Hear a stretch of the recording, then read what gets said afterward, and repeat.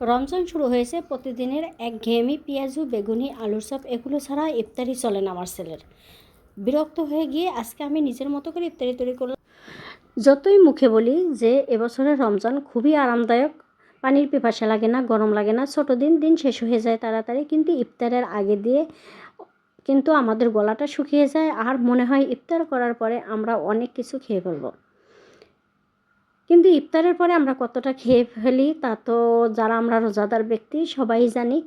আজকের ইফতারের জন্য আমি তৈরি করব আপেল মিল্কশেক। তো আপেল মিল্কশেক তৈরি করার জন্য আমি ব্লেন্ডারে আপেল কিউব করে কেটে নিয়েছি আর দিয়ে দিয়েছি গুঁড়ো দুধ। আমি এখানে 5 থেকে 6 টেবিল চামচ গুঁড়ো দুধ দিয়ে দিয়েছি আর দিয়েছি হলো চিনি, পরিমাণ মতো চিনি, সামান্য পরিমাণ লবণ দিয়েছি।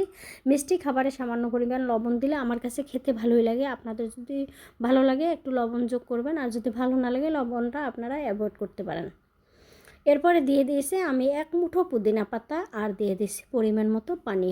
পানি দিয়ে ব্লেন্ডারটা আমি ব্লেন্ড করে নিব আপেলটা। তো এটা একটু সময় নিয়ে ব্লেন্ড করলে হয় ভালো হয়, আপেলটা খুব ভালো গলে যায় আর জুসটা দেখতেও ভালো লাগে।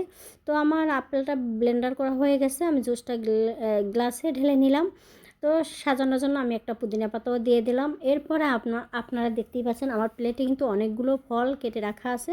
আমি ফলগুলো ছোট ছোট কুচি করে কেটে নিয়েছি একবারে। তো এবার আমি তৈরি করব সেই চিড়ার ডেজার্টটা। আগে দেখেছেন আমি চিড়া ধুয়ে রেখেছিলাম, সেই চিড়ার ডেজার্টটা এবার তৈরি করব। চিড়া ধুয়ে পরিষ্কার করে আমি পানি দিয়ে ভিজিয়ে রেখেছিলাম। আর এখানে আমি 1 গ্লাস পরিমাণ দুধ দিয়েছি। দুধটা আমি গুঁড়ো দুধ গুলিয়ে নিয়েছি, এটা দিয়ে দিয়েছি। আপনারা যদি চান তাহলে কিন্তু লিকুইড দুধটাও জাল করে ভালো করে ঠান্ডা করে মিলিয়ে নিতে পারেন। তো এরপর দিয়ে দিয়েছি আমি আপেল কুচি, তারপর 1 মুঠো কিশমিশ, তারপর দিয়ে দিয়েছি খেজুর, ছোট ছোট কেটে রাখা খেজুরগুলো দিয়ে দিয়েছি।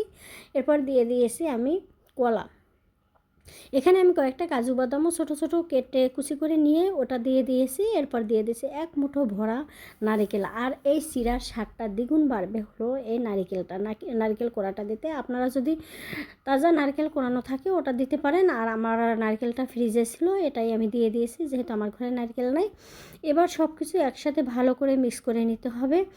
আর ইফতারের পরে আমরা প্রথমে শরবত খেয়ে যদি এই চিড়াটা খেতে পারি তাহলে আমাদের পেট শরীর দুইটাই ঠান্ডা হয়। আর এটা খুবই উপকারী, যেহেতু এটাই আমি কোনো রকম সুগার ইউজ করিনি।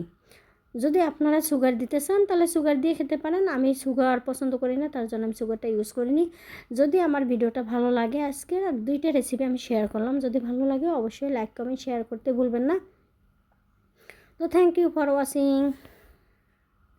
আজকের ইফতারের জন্য আমি তৈরি করব আপেল মিল্কশেক। তো আপেল মিল্কশেক তৈরি করার জন্য আমি ব্লেন্ডারে আপেল কিউব করে কেটে নিয়েছি আর দিয়ে দিয়েছি গুঁড়ো দুধ। আমি এখানে 5 থেকে 6 টেবিল চামচ গুঁড়ো দুধ দিয়ে দিয়েছি আর দিয়েছি হলো চিনি, পরিমাণ মতো চিনি, সামান্য পরিমাণ লবণ দিয়েছি। মিষ্টি খাবারে সামান্য পরিমাণ লবণ দিলে আমার কাছে খেতে ভালোই লাগে।